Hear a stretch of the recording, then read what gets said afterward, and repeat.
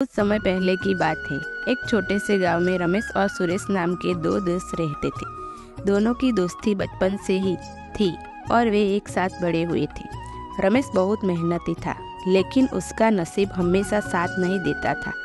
वह दिन रात खेत में मेहनत करता था, लेकिन मौसम या अन्य कारणों से उसकी फसल अक्सर खराब हो जाती थी।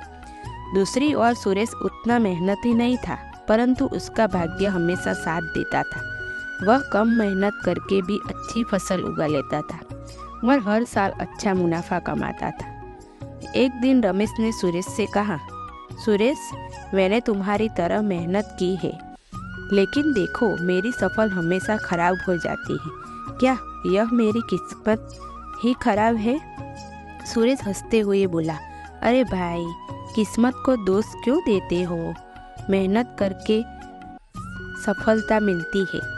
शायद तुम्हारी मेहनत ही कोई कमी रह जाती है। रमेश ने सुरेश की बातों पर ध्यान दिया और फिर अपनी मेहनत में कोई कमी नहीं छोड़ी, परंतु परिणाम वही रहा। उसकी फसल फिर खराब हो गई। धीरे धीरे रमेश ने निराश होना शुरू कर दिया और उसने खेती छोड़कर नौकरी करने का फैसला किया। वह शहर में नौकरी करने चला गया। वहाँ उसने पूरी ईमानदारी से काम किया और कुछ ही सालों में एक अच्छी नौकरी हासिल कर ली। वही सुरेश की किस्मत ने उसे धोखा दे दिया। अगले कुछ वर्षों में उसके खेत में सूखा पड़ गया और उसकी फसलें बर्बाद होने लगी। धीरे धीरे वह कर्ज में डूबता चला गया। गांव में अब सुरेश की हालत बहुत खराब हो गई थी। कुछ सालों बाद रमेश वापस गांव आया।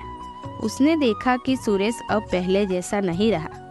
रमेश ने सुरेश की मदद करने की सोची और उसे समझाया कि मेहनत और धैर्य का फल जरूर मिलता है, चाहे थोड़ी देर से ही क्यों ना हो। इस कहानी से हमें यह सीख मिलती है कि नसीब पर केवल निर्भर नहीं होना चाहिए। मेहनत और धैर्य से ही इंसान अपनी किस्मत बदल सकता है।